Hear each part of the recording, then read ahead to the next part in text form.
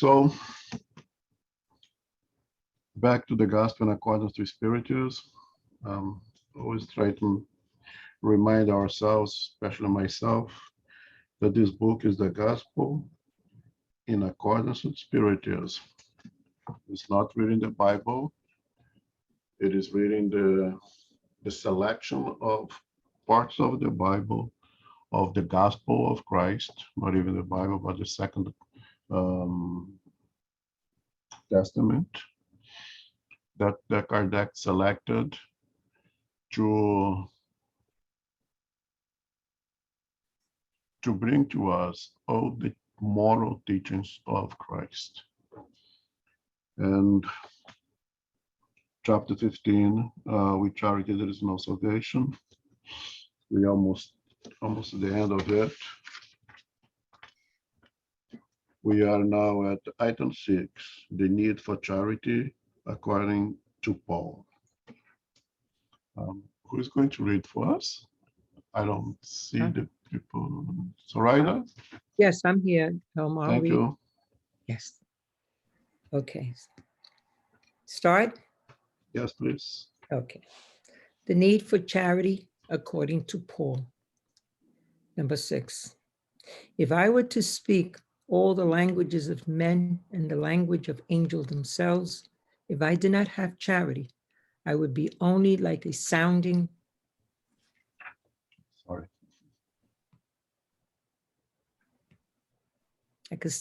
gong or a clanging cymbal.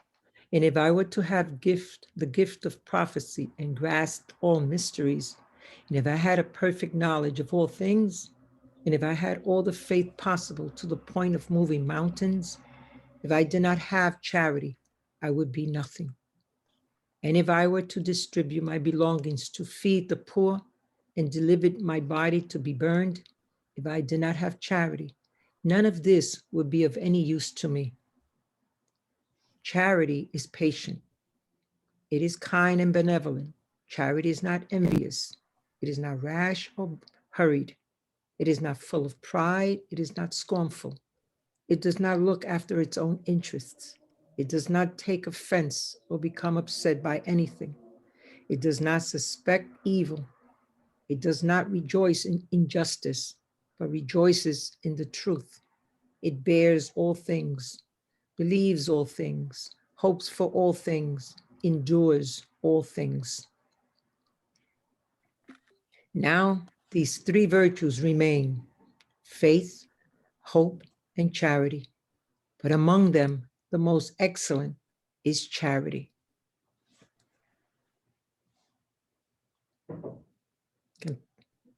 Continue? Yes, please. Okay, number 7. St. Paul understood this great truth so profoundly that he said, even if I were to speak the language of the angels themselves, if I were to have the gift of prophecy and grasp all mysteries, if I had all the faith possible to the point of moving mountains, but did not have charity, I would be nothing. Among these virtues, faith, hope, and charity, the most excellent is charity. Hence, without any doubt, he places charity above faith itself, because charity is within everyone's reach, the ignorant and the learned, the rich and the poor, because it is independent of any particular belief system. He does not even more. He defines truth, charity.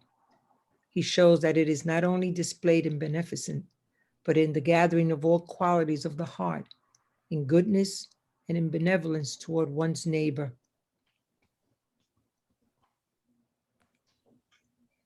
I want to go back Okay. and read the footnote 33 over here, Sussex versions. As well as older, okay.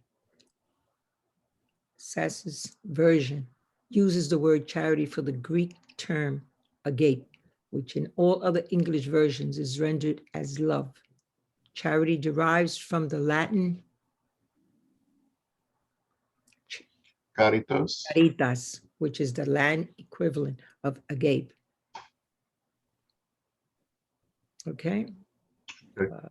Okay. Thank you. Okay. So this is a very known passage of the gospel. It's perhaps one of the most known pieces of the many, many letters that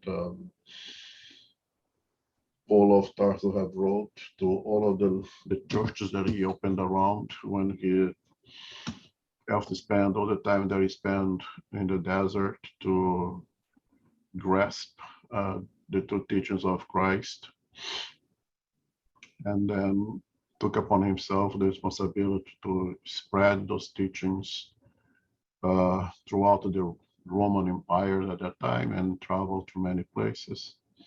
And one of the cities that he opened little churches was in Corinthians, Corinthus, and this letter filled of love, filled of charity, filled with so much compassion. In reality, it was a reprimand. Paul of Tarsus was calling their attention in such a loving way, but it was a pulling the ears of the his brothers and sisters in Corinthus at that time.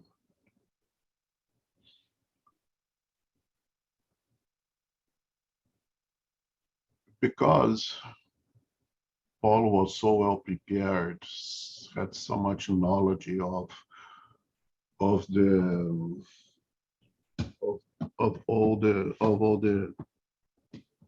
books. He was a doctor. He was ready to be, the big leader of the Synedrium just prior to his conversion. And because he spent all that time in reclusion in the desert to absorb the teachings of Christ and receive, of course, all the help that he needed from incarnate and discarnate. Now, if you read the book Paul and Stevens, we see all the assistance that he received, that not only he was somewhat prepared for the challenge, but he was so well prepared from both from the physical and the spiritual side for this absolutely great mission, perhaps the most important Christian missions, because it's what spread Christianity throughout this world. He really grasped what Christianity was. But most of us at that time, and today, of course, struggling to grasp those messages, to really understand what Christianity really means, to completely undertake, accept, absorb completely this new paradigm of love, of spirituality above everything that is material. And the Corinthians were starting to get lost into the ritualism, into the dogmatism. And noticing that, Paul of Tarsus wrote this letter to them. And it starts with the with the issues of language, of speech, and in which he says that it's not how you say it, it's the vibration of love expressed in what you say it. And of course, the Greek, the oratoria, there was getting lost into the ability of give beautiful long sermons, beautiful speeches, beautiful oratoria, that it started to become some kind of empty words deprived, exactly what we're saying here, the emotions, the energy of love in the oratory, in the speech. Nothing wrong with a good oratory. It's always great. When you hear great speaker, it compels us to pay better attention. If you listen to Devout Pereira Franco, for us have the opportunity to hear and understand his Portuguese, it catches your attention for the beautiful way that he presents the topic. But if the topic is deprived of the energies of love, if deprived of charity, it's empty, it's nothing, it means nothing. And the Corinthians was getting lost on that materialistic part of the oratorio. So it's not really what to say, but how you say it. Of course, what you say is also important. That you have to, as Emmanuel says, sweeten the words with love when we speak. That's what really makes the difference. Because the love is what the God within us. Because love is the force of creation. And when we send that force of creation in our speech, it will create something into those who are receiving it.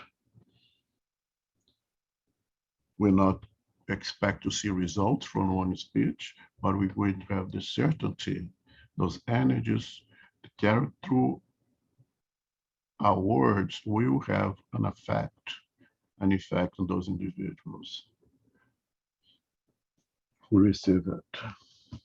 And he continues here, definitely pulling the ears when he says, church is patient. It's kind of benevolent. Church is not envious. It is not rash or hurried, rush to hurry it. It's not full of pride. It's not scornful. I mean, you'd not be saying those things without there was not a need for it. If you did not notice that there was a degree of envious, of being hurry, of being full of pride. If you didn't notice that there was individuals looking after their own interest. So what is it, this beautiful, beautiful, beautiful passage? It's really a calling of attention to us. If at that time was directed at the Corinthians, it become part of this book of here for us because it's applicable to us, because it has this universal aspect that's for all of us at all times. At all times, and it's for all of us. Otherwise, Kardec could not put in this book. So in the exercise of charity, if you're not patient, it's no longer charity. If it's not benevolent, of course, it's not charity, because that's the first important leg of charity, right? Benevolence, indulgence, and forgiveness. It cannot be envious, because envious defines in itself our pride and selfishness. So we can't be charitable and prideful and selfish at the same time, and so forth and so on over here. And then in the last leg, it says now there are three virtues remains: faith, hope, and charity. But among them, the most excellent is charity. Why would that be the case? We see here that faith and hope are personal. It's my faith, it's my hope, is inwards, it's something that I have with me that cannot be measured, that cannot be compared. And then there is the third one, that is charity. Now, charity is towards the other, it's the externalization of ourselves towards other, right? Then also cannot be measured, cannot be compared. Each one of us give what we have of ourselves to be the best possible charity that we are able to manage in our ignorance. And the more we evolve morally, the better will be the charity, but at the personal level, not in comparison with my neighbor, with someone else. As I progress, I will be able to exercise benevolence, indulgence, and forgiveness at a higher level, not in comparison with others who perhaps are way ahead of me, others who perhaps, for them, still a little more ignorant than I am. So the importance of charity, or why Paul says that charity is the most excellent, it is exactly because faith important, extremely important. It's a virtue. Hope, extremely important. Again, it's a virtue. But those are personal. Those are something of myself. Not charity is externalization. It's to others. It's to is to fulfill the golden rule: do to others what you would like others to do to you in the same situation.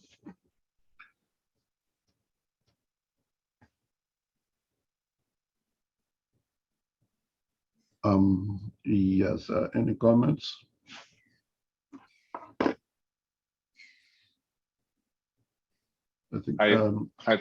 I think it's important also to remember that Paul's letter was written in Greek, right?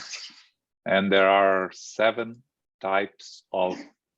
different types of words for love in Greek, and that's why it became so confusing here, the translation, and the charity was translated into in some versions into love. So the definition of agape, which is the selfless universal love, it's what we use for charity, right? Because charity is selfless and it's universal love.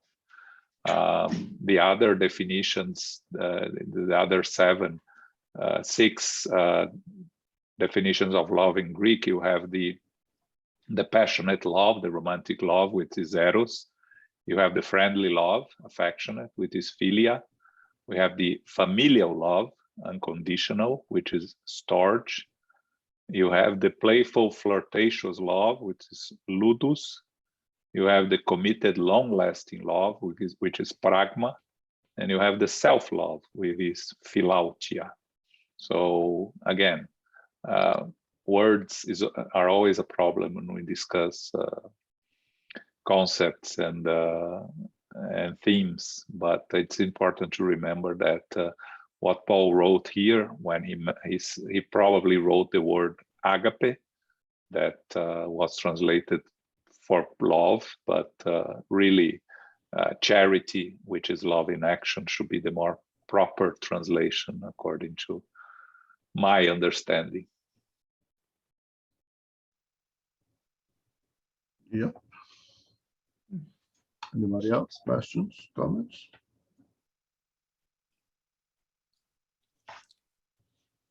Okay, so let's move on. Sorry.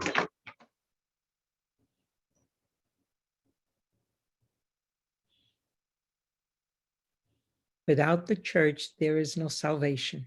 Without the truth, there's no salvation. Number 8. While the maxim, without charity, there's no salvation, is based on a universal principle and gives all God's children access to supreme happiness.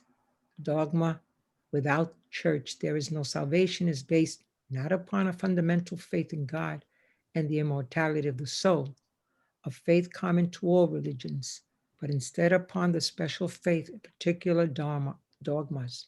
It is exclusive and absolute. Instead of uniting God's children, it divides them. Instead of stirring them to love their brothers and sisters, it maintains and sanctions the strife among the sectarians of various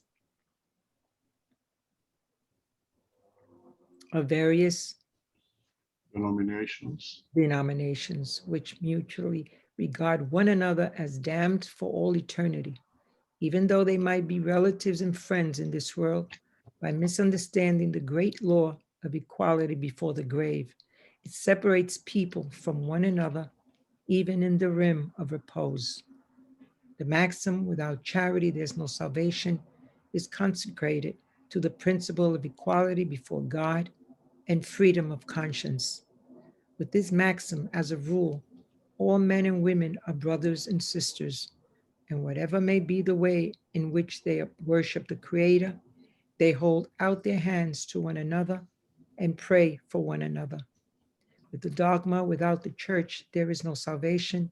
They anathematize one another, persecute one another, and live as enemies.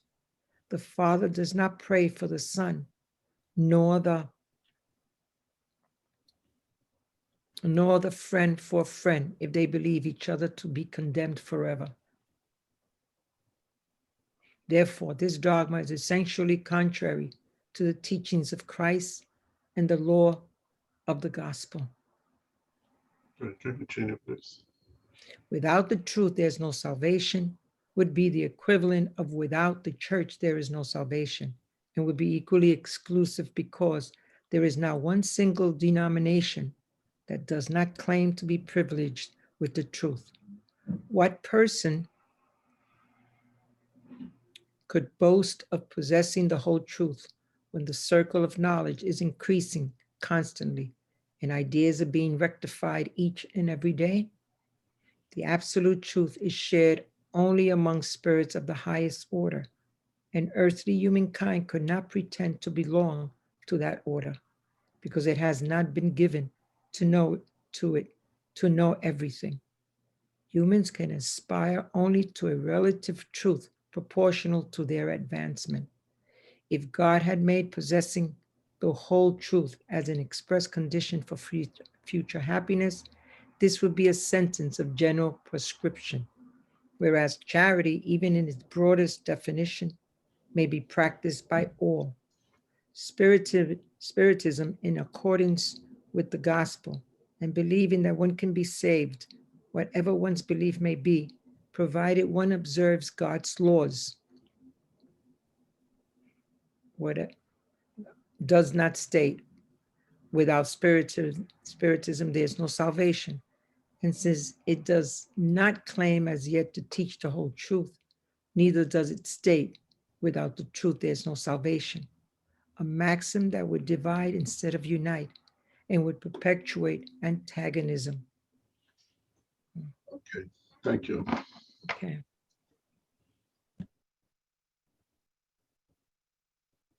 So if you place ourselves in the 1860s when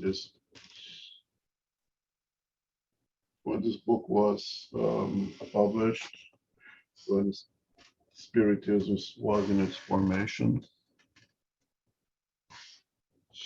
there was still quite a bit of inquisition running around Europe at the time,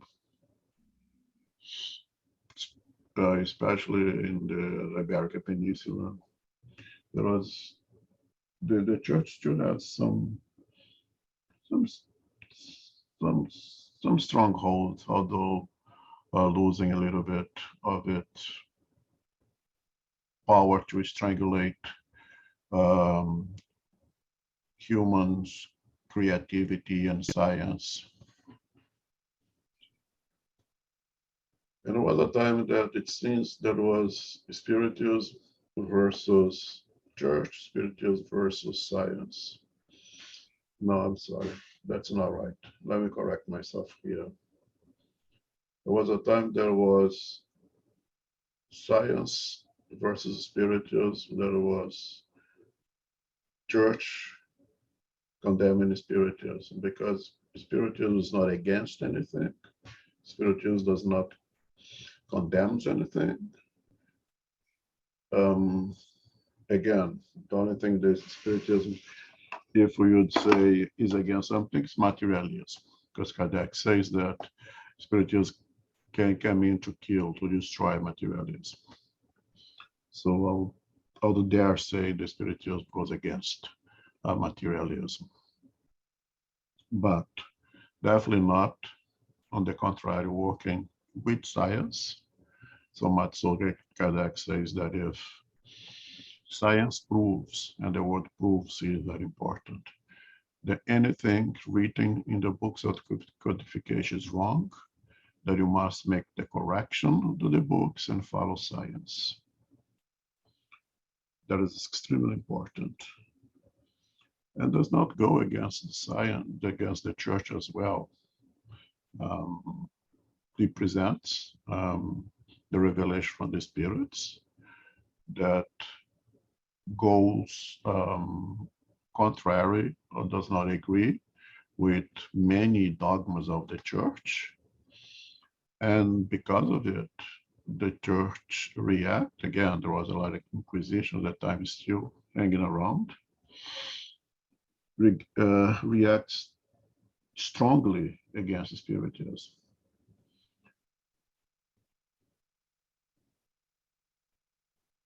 And the church had come that had made the statements that there is, without the church, there is no salvation. It said that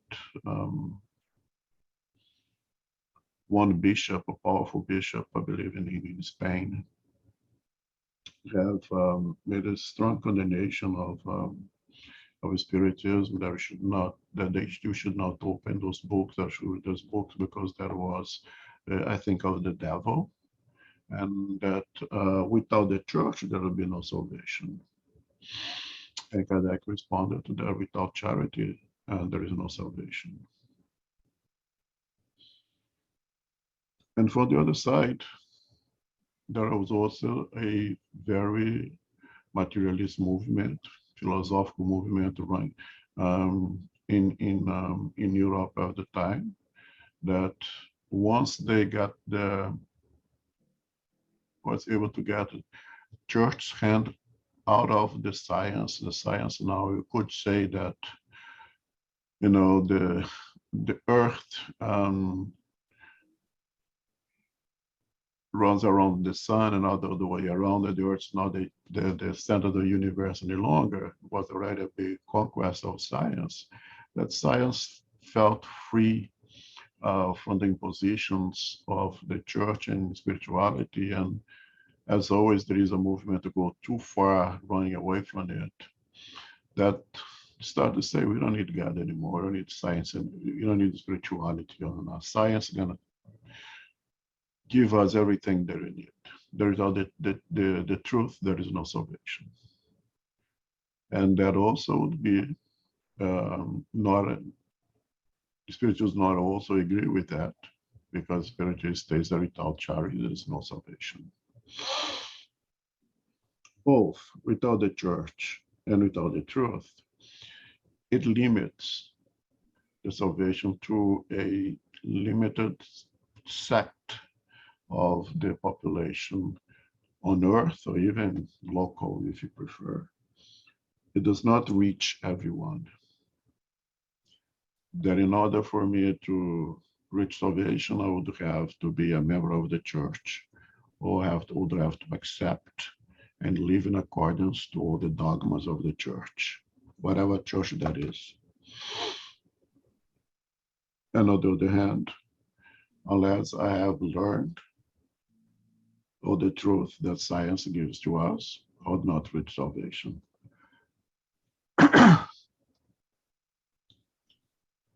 In order to reach both of them, I would have to dedicate myself to one or to another.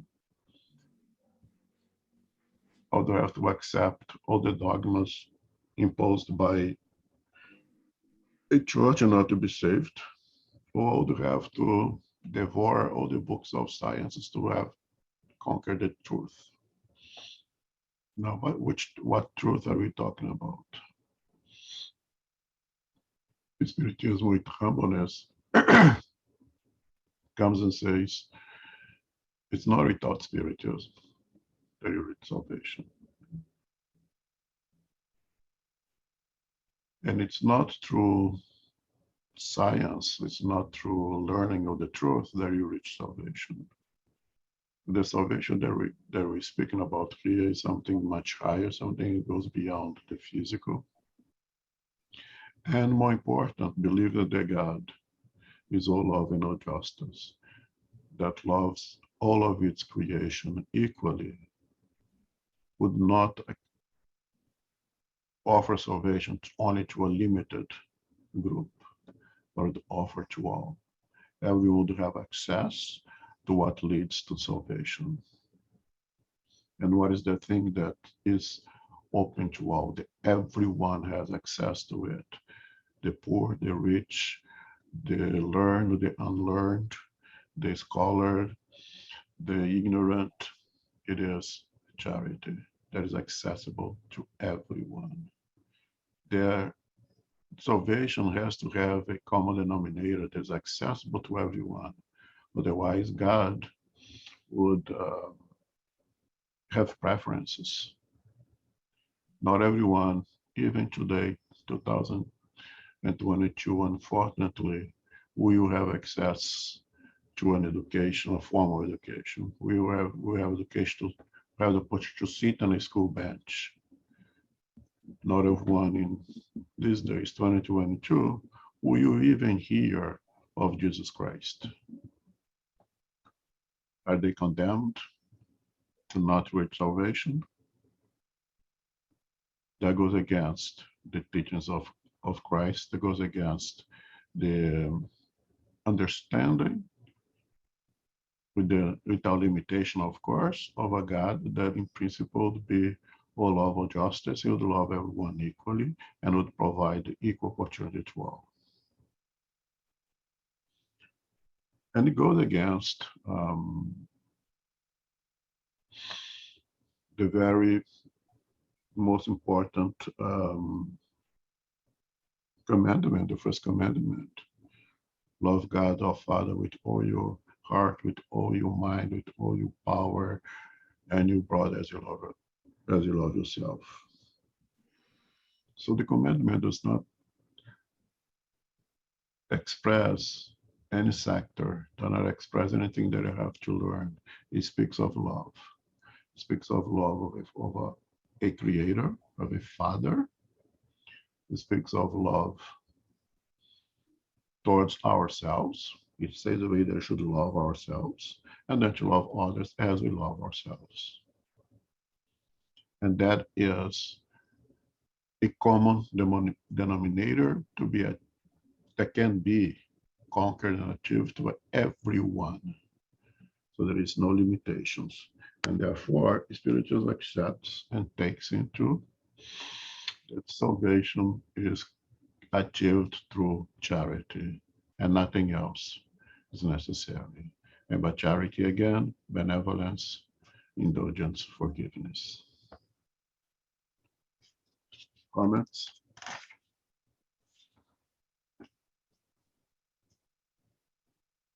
The word salvation needs to be analyzed here also, right? Because when we read salvation, our tendency is to think of an external factor, something or someone is going to save us.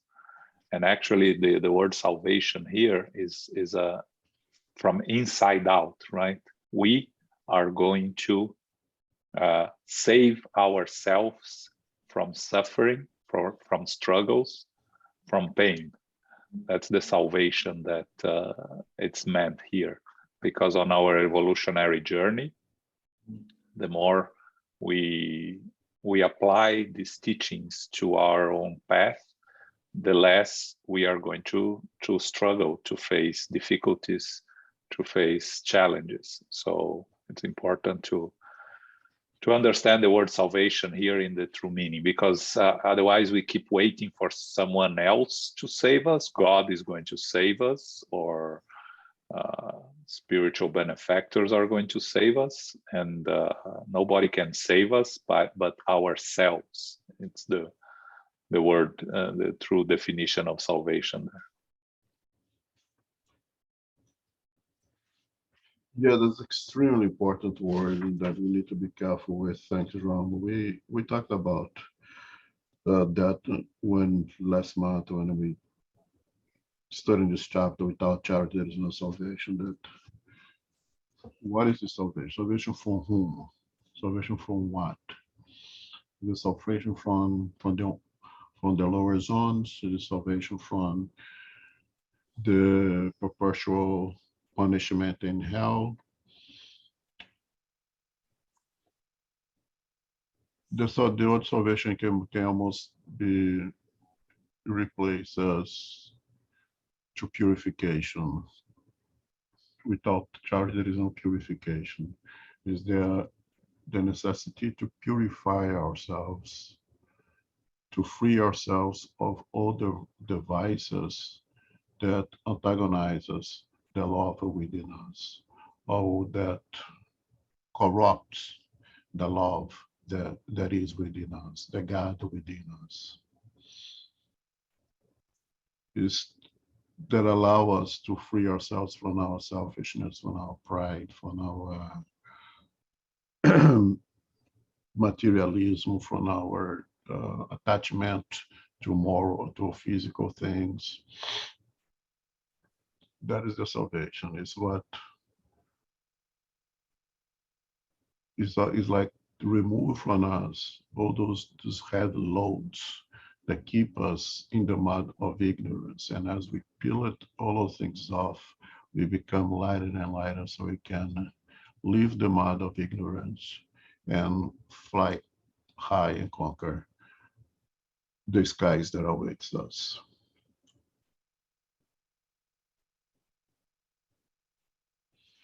It is absolutely internal movement, not an external one. But a way to conquer it is by externalize the virtues that you have conquered. And the more we do, the stronger we get at doing it. Again, it's like going to the gym and you want to have big biceps, you're going to have to do a lot of exercise. It's going to be painful in the beginning. You're going to have severe, lactate poisonous on your body, and going to feel hurt for a while, but the more you do, the better you get it, and the less painful it becomes. The exercise of charity that for now, for us, is not a natural movement. The more we do it, the better we get it. And the more we do it, the less we have to carry those heavy loads of those vices. And again, law in nature, if you don't use it, you lose it. Since today I'm selfish and prideful, but I'm doing the exercise of not allowing it, or not act on it. And instead of it, I do the opposite, exercise charity. Then that brightness, that selfishness becomes attenuated, it becomes until it's completely gone. And at that time, I will practice charity as something natural for me. At that point, I have reached salvation. Does it make sense? Without charity, there is no evolution, right? We remain good words also. Yeah, we remain stuck in our inferior nature. And are you saying, if I can just ask, you're saying that basically, even if you don't feel like it, so in other words, almost fake it till you make it? Absolutely, yes. Yes, because I think that we expect too much from others, at least expect too much from myself to be able to practice charity, and it's completely formed now. To share not only of what I have, but of what I am. It's still kind of beyond my capabilities. I'll do the little that I can and put effort to do a little bit more every day. That's all that I can do at this point. And we have all the challenges, especially these days now, that are being, our faith, our desire to conquer this level is being challenged every single day with all the events that we face. You know, we just spoke about being angry with things that happen at this time. There's a complete lack of charity towards myself and towards others as well. It's things that we need to work on, and we have all those opportunities, especially now, to reflect of how much charity am I really able to do it? How can I push myself a little harder to take one step forward? Yes, fake it till you get it. But and the more we do it, the more you become comfortable in doing it, and feel that it's not so bad. It's actually really good. And later say, no, it's not so bad at all. It's good. It's really good. And eventually say, it's not good. It's not bad. It's just a part of me. You know, to reach that level. Personally, I would have to come back in quite a few more reincarnations. So I I'm think already there. I've done it. so that's your last. It's your last time here with us. my last spin around the sun, and then I'm done.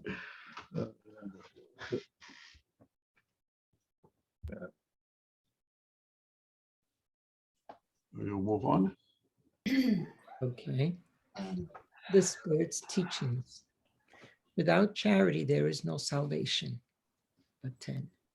My children, in the maxim, without charity, there's no salvation, are contained the destinies of men and women on earth and in heaven. On earth, because in the shadow of this banner, they will live in peace. In heaven, because those who have practiced it will find grace before the Lord. This motto is the heavenly light, the luminous pillar that guides them through the desert of life in order to lead them to the promised land. It shines in heaven like a saintly halo around the brows of the elect.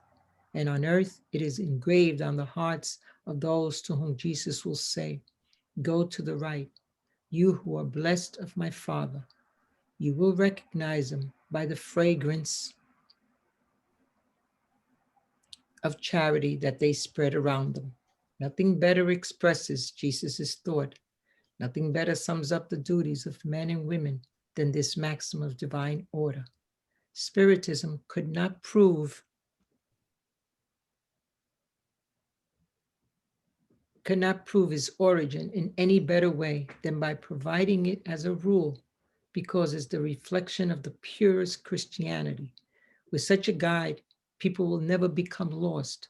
So, my friends, apply yourselves to grasping its profound meaning and consequences, and to discovering for yourselves all its applications. Submit all your actions to the test of your charity, and your conscience will respond to you. Not only will it help you to avoid practicing evil, but it will lead you to practice the good. For not to have a negative virtue is not enough.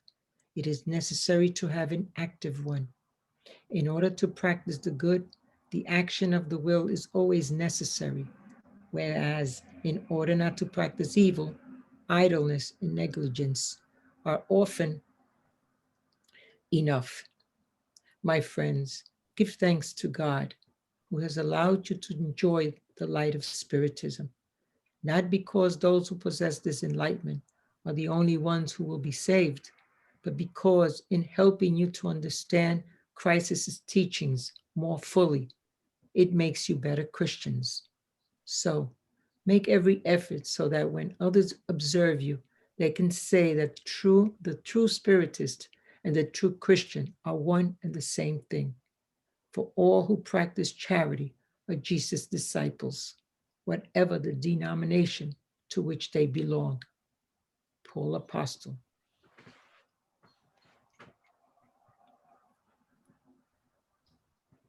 Okay, so when I read this item 10 from Paul of Tarsus, say, and I to repeat myself, no, what else can I add to this?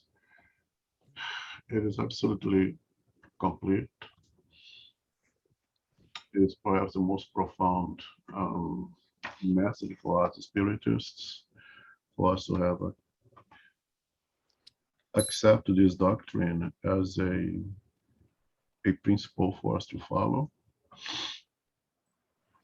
And from the understanding that Spiritism is nothing more than the teachings of Christ on its most pure and direct form, without rituals, without dogmas, without demanding anything from us, presenting it pure and simple, having the assistance of the enlightened spirits to break down Christ's teachings that at a time have to be filled with parables and colloquial speech of the times would make sense for them at the time. And now they come to us and bring to us, and with the assistance of so many spirituals who have done the work of even learning the Aramaic language to be able to translate in its purest form without all the dogmatic statements from other translations. It brings spirituality to us, the teachings of Christ, complete, simple, easier for us to understand, and all you have to do now is practice. It's no more skills.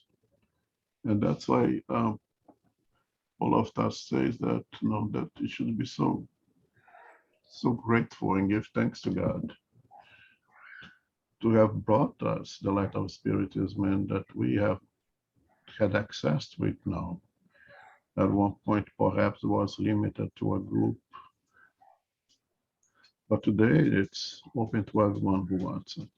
What we are doing over here is inside of tremendous limitations, of course, is to have it open, and open in a form that everyone can agree, disagree, put their point of view, so we can all get it right, because no one knows more than anyone else. Everyone has a little bit to share, to give, so everyone can better ourselves.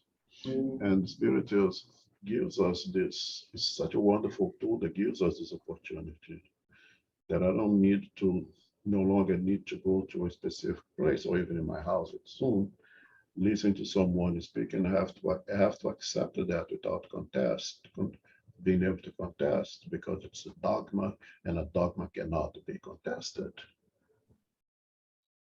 It gives me the freedom to disagree something that is in this book, but keep in mind being reasonable to perhaps I should review this in a later time and see what it is. There's so many things that I must confess that I kind of disagree in the past, and took me years to come to agree, but I had the freedom to disagree, say, this doesn't make sense to me, so put it aside. And eventually come and reveal it, and after so many formations, so many others students of the doctrine, students of Christianity present the same talk from a different angle, and I say, oh, now I got it. Spiritism gives us this opportunity.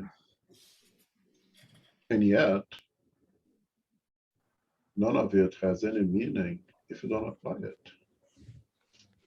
We go back to the poet. It's, without charity, there is no salvation. If we have all this knowledge, all this understanding, but we don't put it to work, it's it's like it's like having the most beautiful, perfect piano and don't play it. It's just an object sitting over there, good for nothing.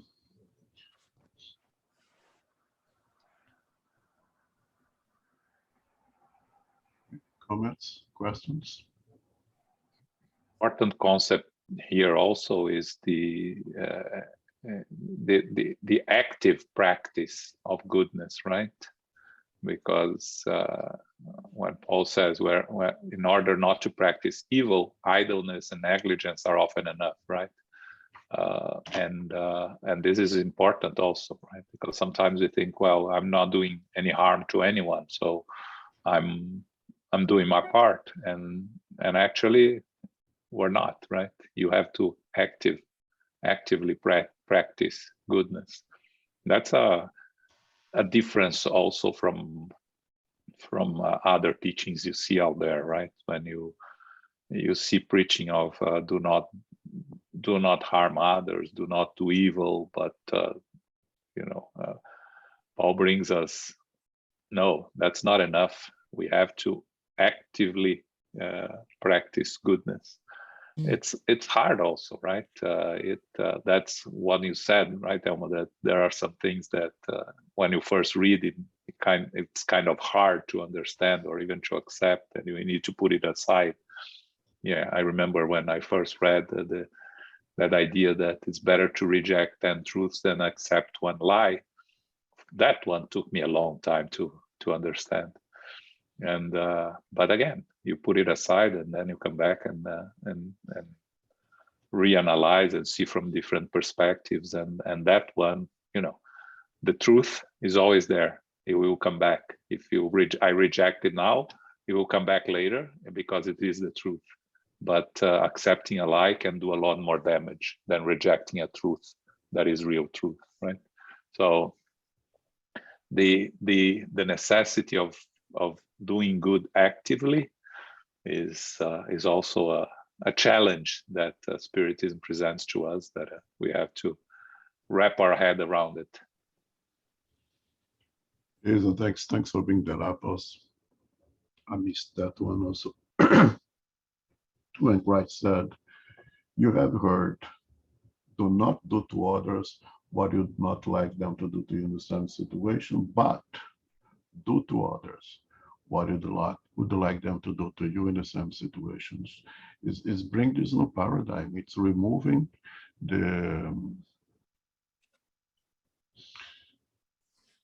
love without action. It's removing the possibility of me saying, "I'm not guilt. I didn't do anything."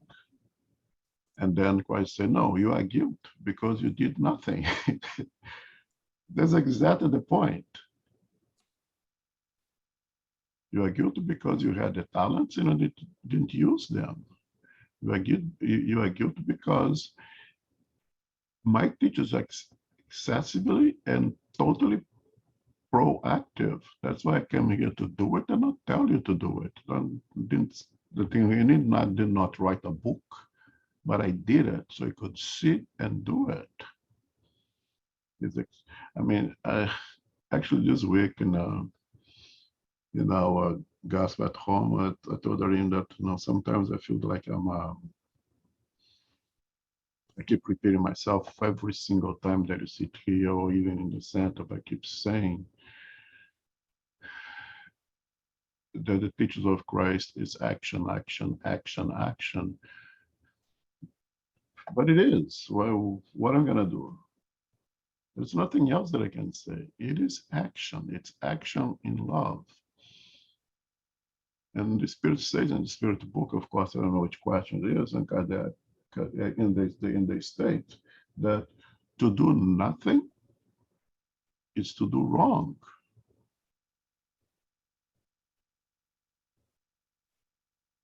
To do nothing is laziness. To do nothing is not put out the force of creation of God within us, which is love. So you need to be proactive in order to do good. And doing nothing is doing bad because we bury the talents. Go back to the parable of the talents. And this is art. This perhaps is what hurts us the most in our relationship with our own conscience.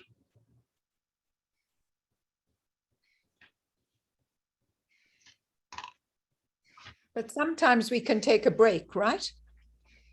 Of course. For quite a long time. I'm not just meaning a day or an hour. It's inbuilt in the law of progress that you all deserve a little vacation. But keep in mind that this is a field of work. You didn't come here on a vacation. This incarnation is not a trip to a resort. There are no inclusive resort. It's a place to work. But even a place to work, we have that lunch break, right? Because I just find life kind of goes, my life, I don't speak for others, but it kind of goes in cycles that sometimes it'll demand a lot and there's a lot of growth and change and progress. And then it seems to give me a break. And I have quite a long time of just not even recuperating, but just kind of, I think, integrating and just life goes easy for a while and then it starts again. Yeah, I would say that's a common thing for most of us, at least. I think that most of us would sympathize what you're saying, that say, yeah, that's my life as well. I'm just wondering if during those quieter times, are you suggesting one actually tries to keep that momentum going? Because I value those breaks every now and again.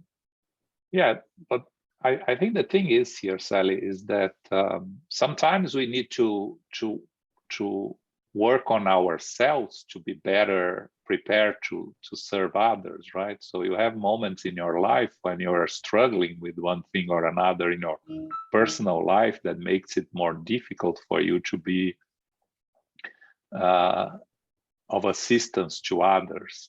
And we need to have the understanding that on our limitations, on our evolutionary path, we are still imperfect spirits, and if we are not in peace with ourselves, it makes much more difficult to be able to help others.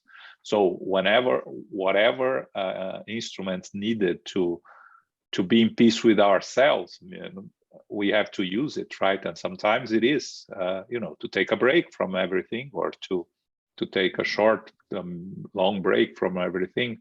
If we are preparing ourselves to be better in the future, right? It's better to prepare ourselves to do a more efficient work than to drag along a half-efficient work just because we are feeling guilty if we're not doing anything, right? So it's a personal journey, and each one needs to understand their own path. But again, we are just expected to be better than we were yesterday. We are not compared to anyone else, right? It's our personal journey. And if we are making progress during this time, because we're always progressing, right? But if we understand better about ourselves, and those breaks helps us prepare ourselves better for the future, then yes, they are really necessary and helpful in a way. There is a book. It's such a great book that to me was very helpful, dealing exactly what you're talking about right now. I don't know if it's translated. I doubt it's translated as The Need for the Desert. Is it translated wrong? What's the name of the author? You get the name of the author. Hossandro Kingsley. Yeah, no, it's not translated. It's not translated. Yeah. But it's a whole book, not a big book. I don't know, maybe 150 pages. Small book.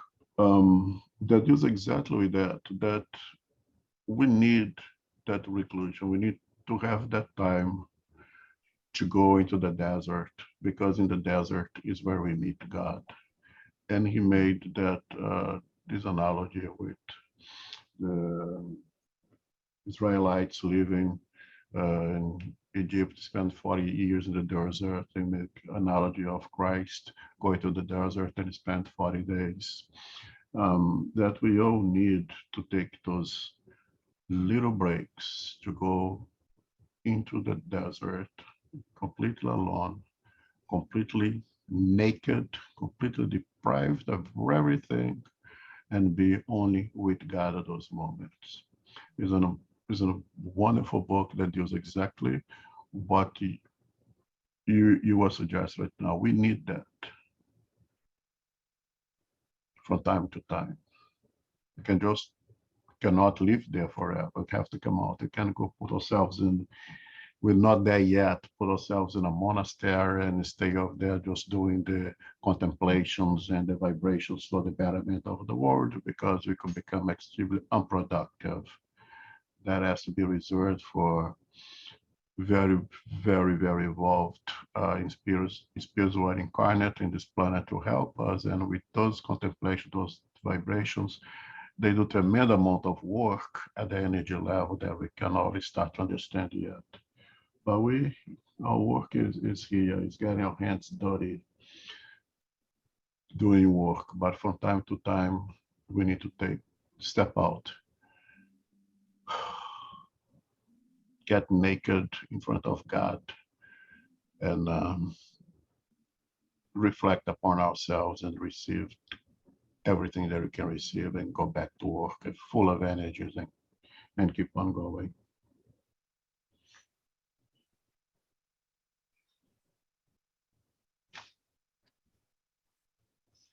Yeah, well, can you hear me? Yes, how are you? Good. So I was thinking here, because to me, when you say, when we read about charity, without charity there's no salvation, I read as a statement. I don't read as a choice. All right, so Because make the differentiate both with the statement for the choice. say that again. What is the difference there from the statement from the choice? Because the way I see a choice is something that, maybe you can avoid or choose not to do it.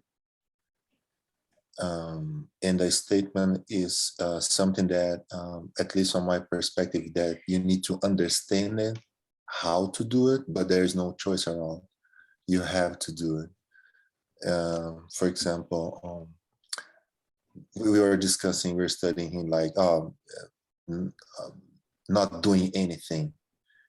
And João always say that even those that choose not to do anything, they are learning that not doing anything is unproductive. So they're still learning.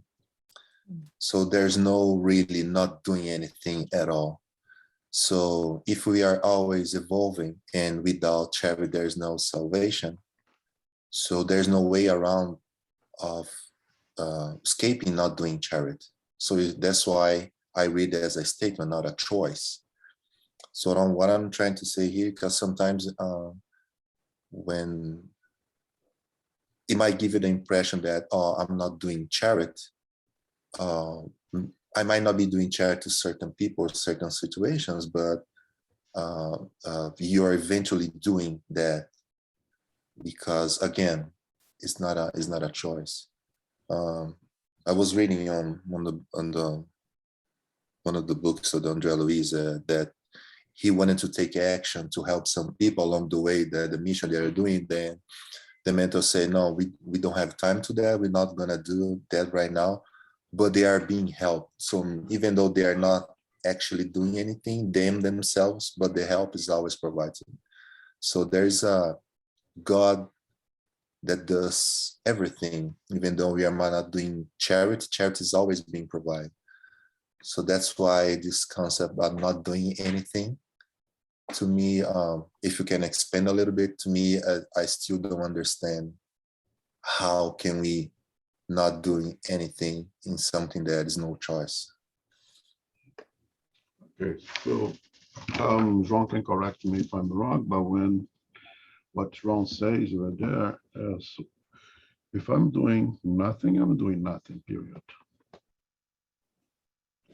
It's being period objective. I'm doing nothing, I'm doing nothing. What João is saying, there is an opportunity to progress, to learn at all times, inclusive when I'm doing nothing, meaning that I'm learning, how unproductive, how detrimental to myself it is doing nothing. There is progress in the sense that I'm learning that laziness, procrastination is counterproductive. I'm learning that through my own experience, but I'm still doing nothing. You have to be objective. We're doing nothing or not doing nothing, right? Or doing something, doing nothing or doing something. Now, there is an opportunity to learn from your mistakes. And what I believe that Ron is trying to tell us is that we can learn. There is a lot of progress, and I always continues progressing. Even when we drop the ball, we learn that drop the ball is not a good thing, and we learn through the consequences of dropping the ball.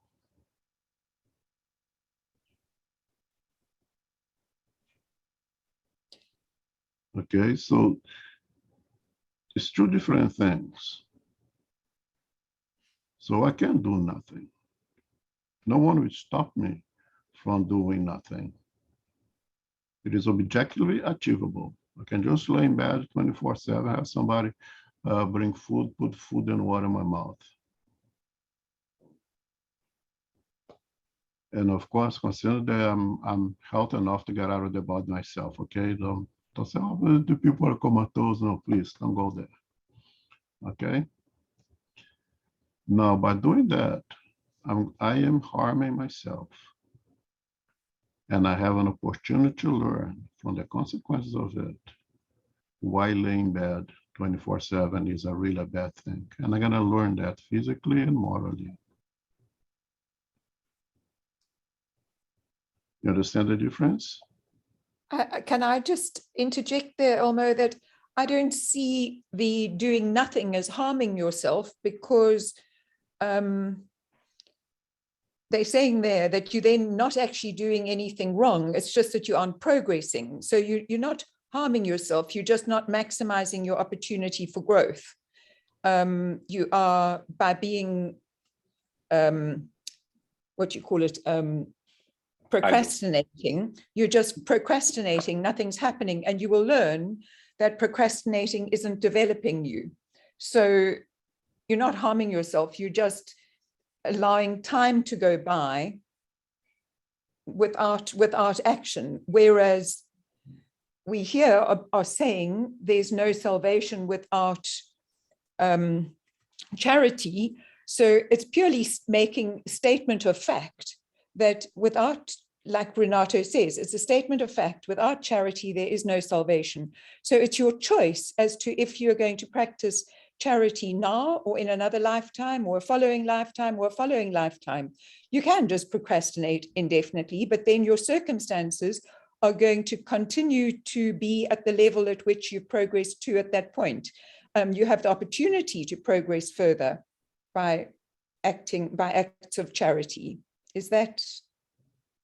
Yeah, no, I would have to disagree and say that, again, doing nothing is doing bad, is doing wrong.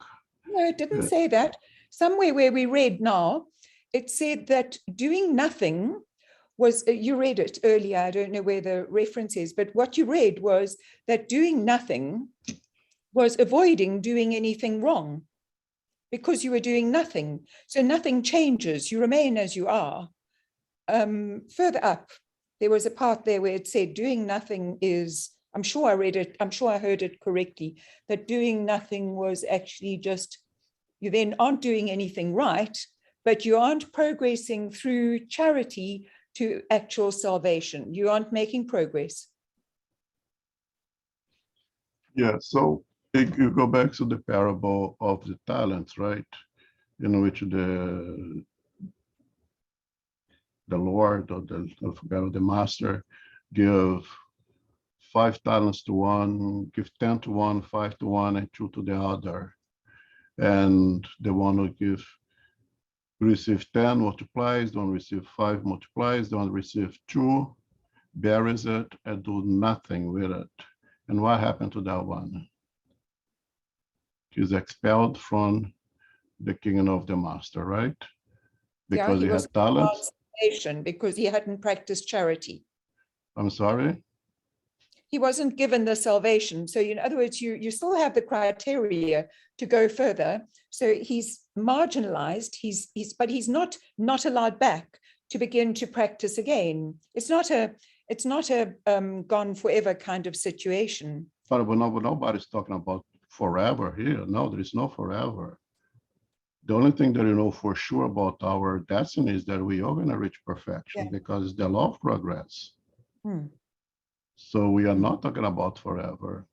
So if I'm a student I don't know, at mid-school level. And I'd be given assignments and text to studies, and it decides to do nothing, and I end up not passing the grade. I have to repeat the grade. Hmm.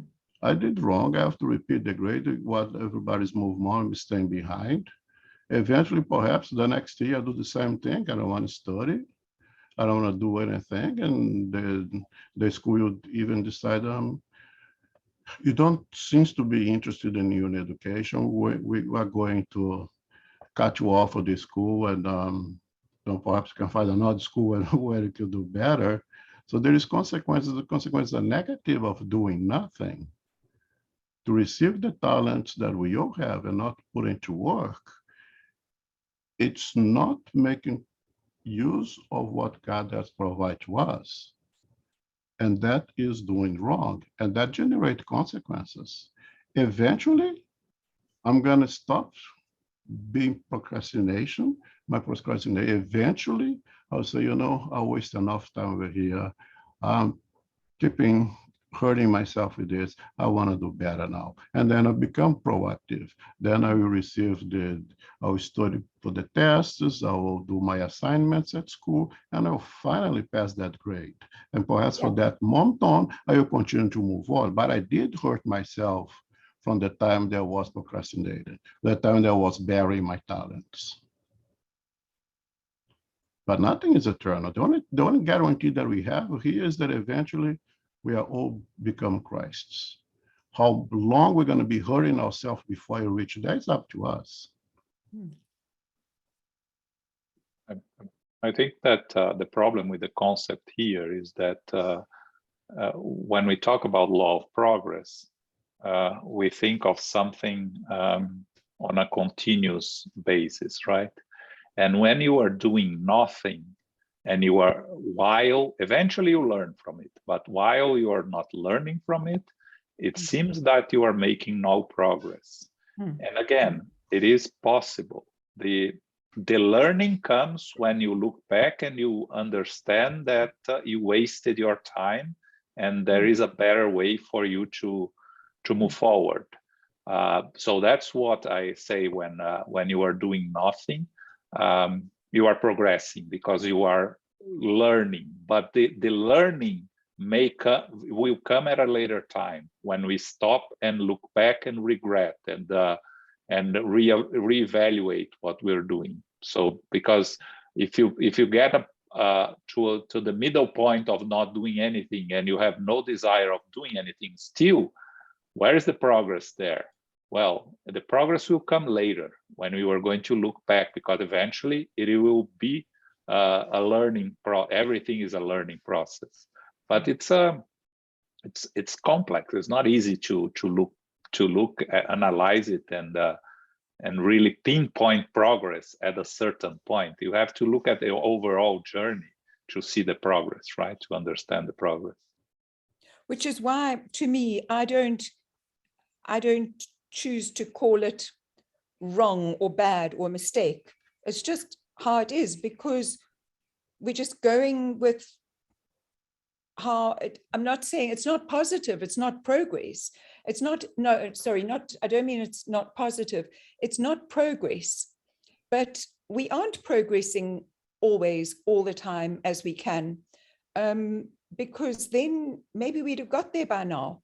So we actually are just doing what we can in any moment, and some of it isn't progressing. And in fact, some of it actually feels as though it may feel, when we look back, we might think, oh, that wasn't progress, or it wasn't good. But actually, I don't look at it like that. I think that it's just all going forward, just at different speeds at different times. But the condition is, without charity, you're not going to get there. So practice charity when you can. And that's just a statement of fact. Until you do that, you're not going to get there. But you don't have to get there tomorrow. You don't have to. There's no, well, it's wrong if you don't, because there isn't a, I agree with you.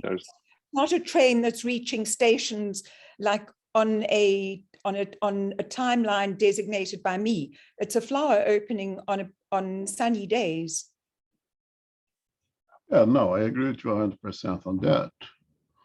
But so you'd say that it's okay for the mid-school student to do not do any schoolwork and repeat the same year over and over and over again? It's not harmful?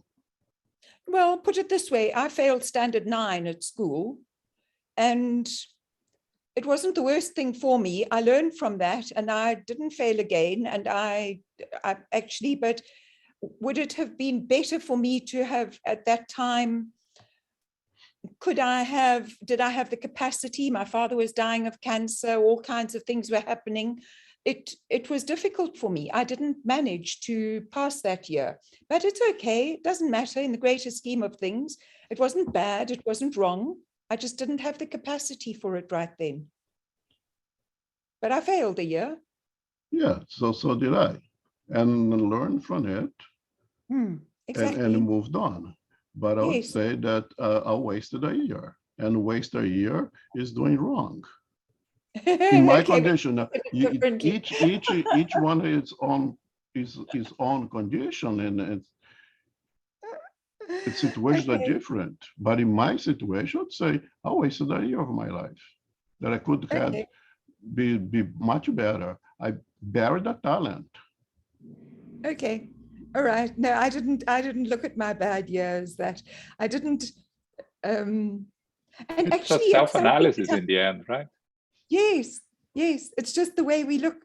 And I've actually noticed that it was actually a question I wanted to ask. So if you can spare me the time, because it isn't in this lesson, but I notice how often, and I wondered in the beginning when the teachers refer to themselves as being so imperfect and so, fallible and so on and so forth. In the beginning, I thought maybe they were trying to encourage us and give us hope that they weren't perfect.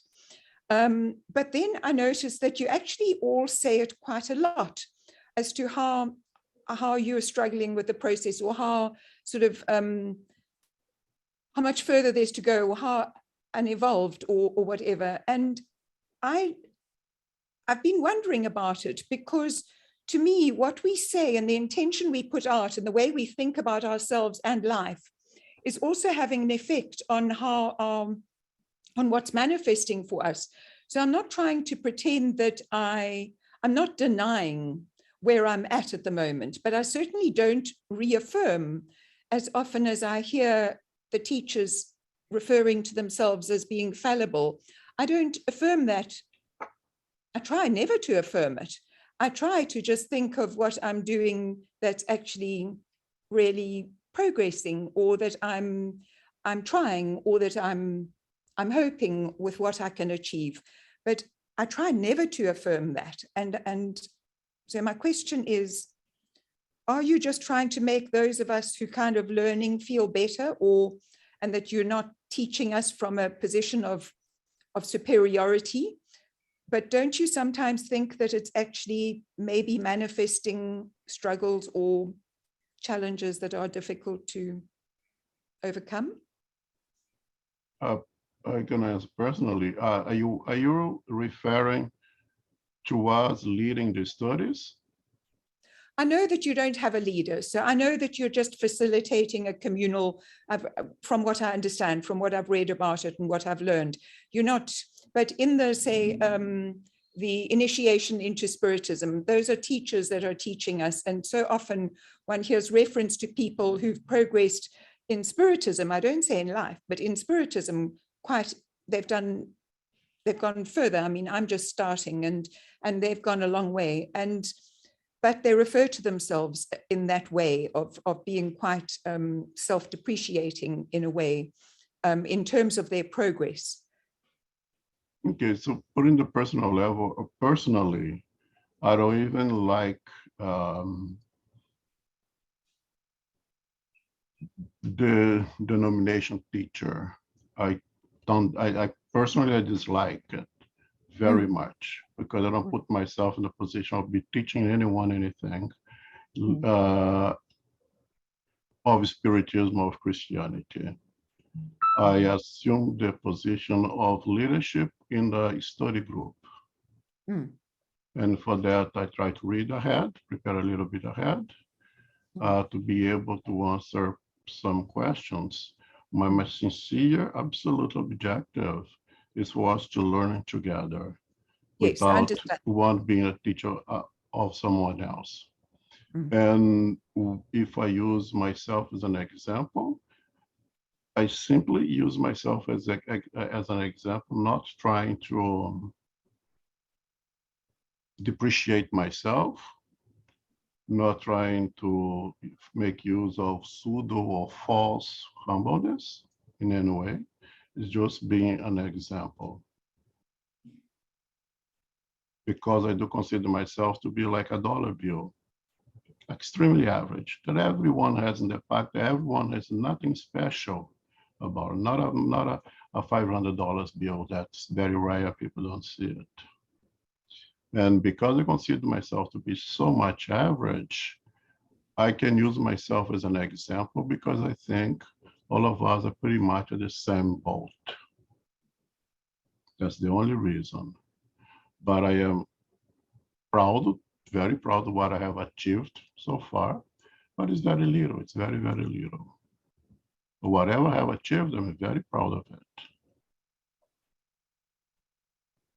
So when I use myself as an example, it's just because I put myself in this big boat on this planet Earth, in which all of us are pretty much at the same level, and I'm just an average dude like everyone over there committing the same mistakes that most of us commit.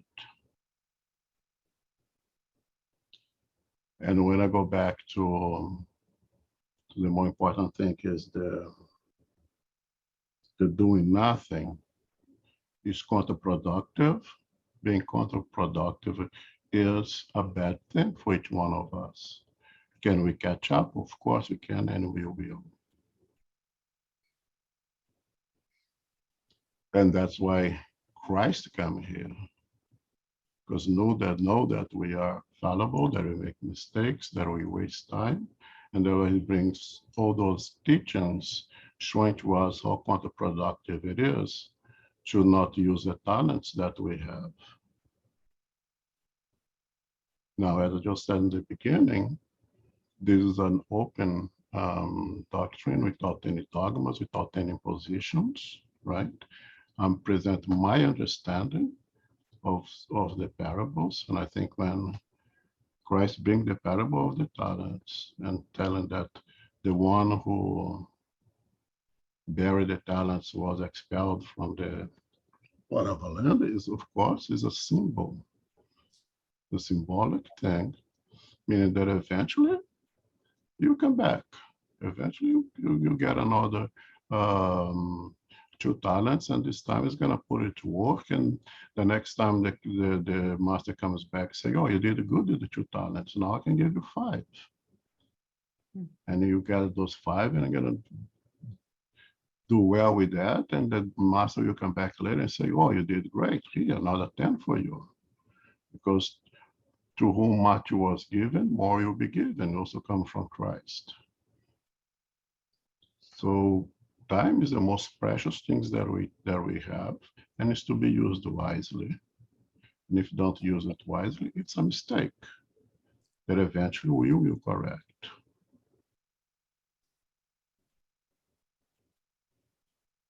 But that's my opinion, of course. Elmer. Yep. So We'll go back to the statement and choice, but go ahead. that's okay. I was just trying to get a sense of, do you think doing nothing is an absolute, like, there's no margin for interpretation? Meaning, for example, sometimes you say, oh, it's better not doing anything than that because things are going to get worse. Or sometimes, you know, I'm not going to do anything, not right now, because, you know, I can't deal with this right now. And evidently there are all the examples that, you know, everybody gave, that not doing anything is pretty clear that it's harmful or unproductive or whatever it is. So do you think the not doing anything is also is passive of interpretation, or is an absolute in the sense of when you are doing nothing, you're not doing nothing? Well, I like to be extremely objective. I think the law of progress leads to objectiveness. I think all the laws leads to objectiveness.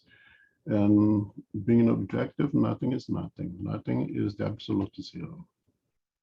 Okay? So it's nothing is nothing. It's not subjective, it's purely objective. That's why I see those things. Now, there are situations in our life that I have had the best thing to us is to take our hands off. There are things like in situations in our life that the best help would be no help.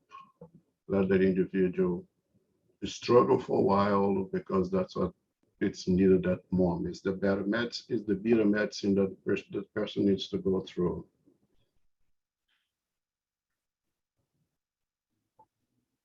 There are situations, there are conditions in our life that you have to use of reason in what we make decision of doing something or not doing something on a concrete way.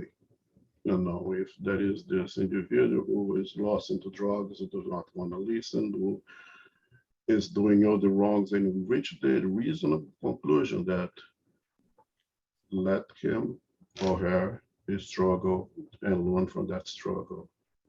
What I can do at this point is pray, is provide even food and provide even money to get drugs when the individuals at the risk of going into a severe withdrawal and lost their lives.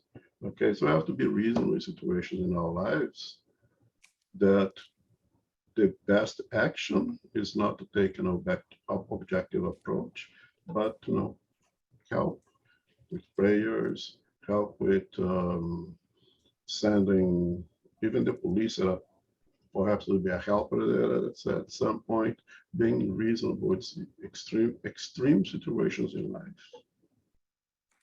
But doing nothing is doing nothing.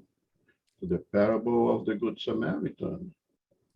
The clerical person passed by, did nothing.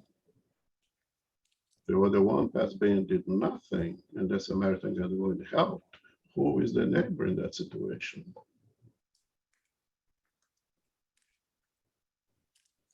Now, being a statement or being a choice, life it's like walking, take steps, and life is making choices. You make choice. I want to act. I don't want to act. I want to act because A, B, C, and D. I don't want to act because G, F, G. With reason.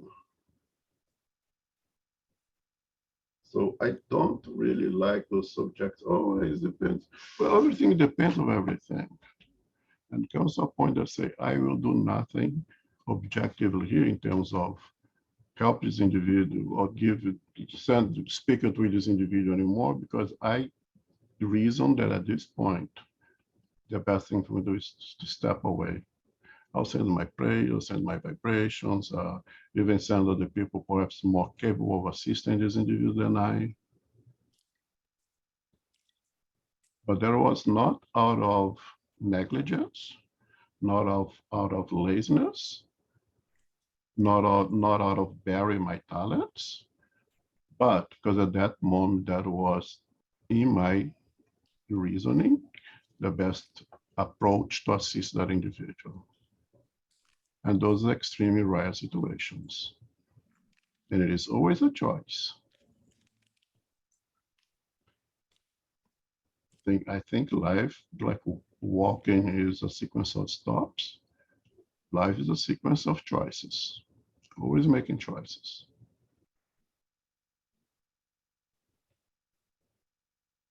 Thank you. I also get what you're saying now about you referring to it when you don't do anything as being you're in a situation where you could do something for someone else and you choose not to do something. Yes, I agree with you. That's wrong. So I understand, whereas we were talking at cross purposes, I was talking more about one's willingness to apply oneself voluntarily in ways of development. Yeah, I got you. I understand you now. So it was again, it's a language thing. It's Yeah, it's it's almost we are. standing. You are saying the same thing, and I was saying the same thing. But if you live our lives, I think, all our actions is, I think, I'm developing myself really. It becomes very difficult to live our lives in that sense. So, Yeah. if every action or non-action that I take, I would have to put in my book, in my conscience, that yeah, these are proactive thing, this is progress. If we're gonna go crazy with that. So as Ron said, it's important we look at it, this progress that I have made in a long run. I mean, if I look at myself, what I have done last week, I'll probably shoot myself. I would have to look at myself, what I have done the last 15, 20 years, then I can make some sense of it. Yeah. No, I agree with you, Noel. Elmo, may I ask a quick question? This is Carol. In the case of an individual who has been in a coma for 10 years, would you say they are not doing anything? Or are they doing something, we don't obviously know exactly what, in the spiritual world? Again, it's important that we take the exceptions and live with the average, the common. This is an exception of an exception. Someone in a state of coma, living with through artificial respiration and presses and everything in a hospital bed or in a hospice is a completely different situation from what we are talking about here. And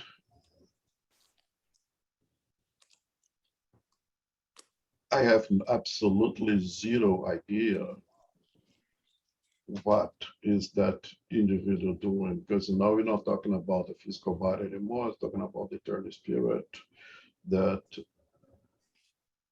is going to that difficult trial at that moment, or is receiving freedom from the limitations of flesh for being more evolved. The spirit is hanging out on the higher spheres of existence and allowing the ones associated that spirit go to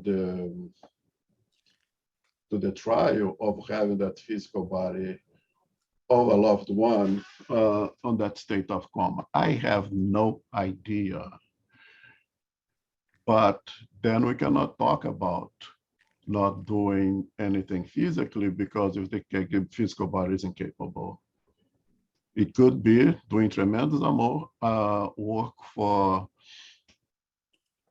him or herself. You may be doing tremendous amount of work for the loved ones who is watching that physical body that is still alive in a bed, and assisting them to go through that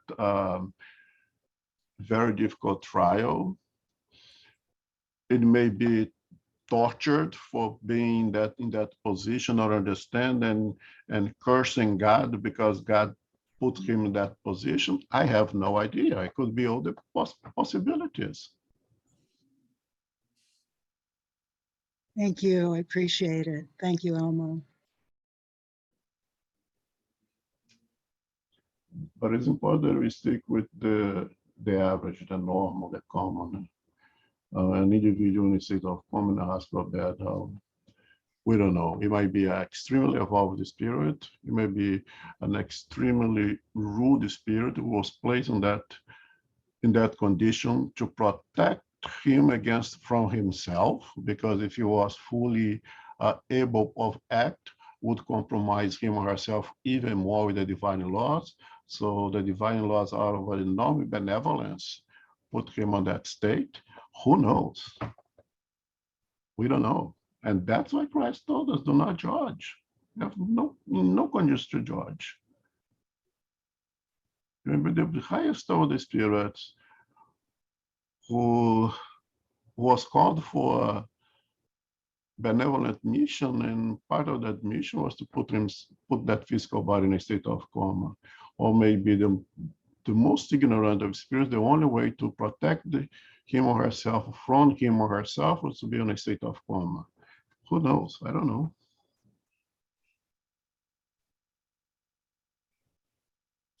But as Paul says, all concurs to the good. Even the mistakes, even time that we waste, eventually it's gonna hit us. We're gonna catch up.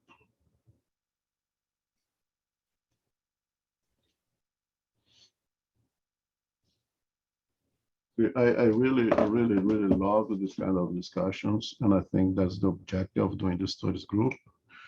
I'm not going to start. We are over already, right? But we should argue like this. It's very important, and we don't have to agree with one another. And we can put our passions in the discussions. Not trying to convince anybody of anything, not trying to sell anything to everyone, trying to present the doctrine, and I can only present the doctrine with the lenses of my eyes. Very imperfect. And I used to say, and I repeat, I'm doing this because there is no one better to do it. Because if I judge someone, if there was someone better, like the great speakers that comes from Brazil who had studied the doctrine for so long, I'll take the seat, I'll just listen. But I assumed the leadership of the studies, try to read a little bit before, try to listen to the same talk from different angles, to present it in the best ways possible, but from the lenses of my eyes. And that's all that I can do.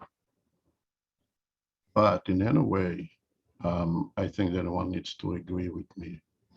I think on the contrary, I think that the doctrine demands, if it demands anything from us, is to use our reason, to use our intelligence.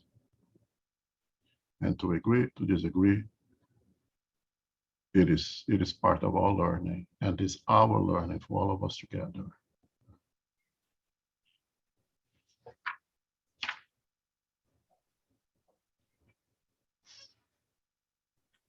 Okay, so I thank everyone for the discussion. So I did make a final prayer, please. Yes.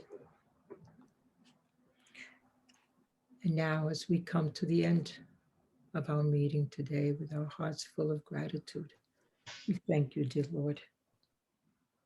Understanding of what without charity there's no salvation, the meanings, and understanding and taking it into heart, living our lives through charity and love, helping our brothers and sisters and love God with all our hearts. We thank you, dear Lord, for the understanding. And may we continue throughout the week with our prayers, with our meetings of study groups, understanding the importance of studies.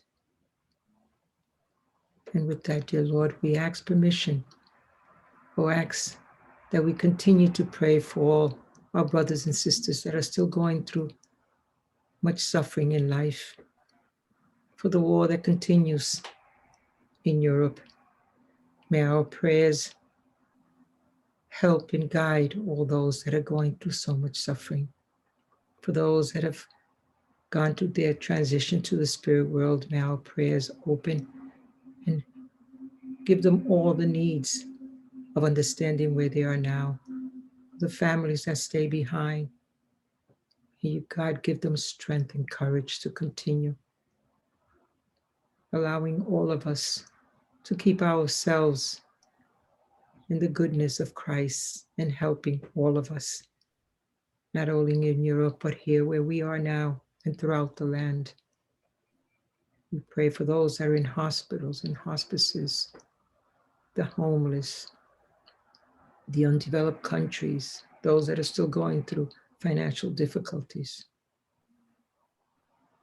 We ask for the protection and guidance of the Spiritist Group of New York, for the United States Spiritist Council, the United States Federation, for all our brothers and sisters, our family members who are in need. We thank you, Lord, as we gather here together, learning, expressing all that we understand for the goodness of good. Thank you, dear Lord. And with this in mind, we ask permission to close our meeting today. So be it. Okay.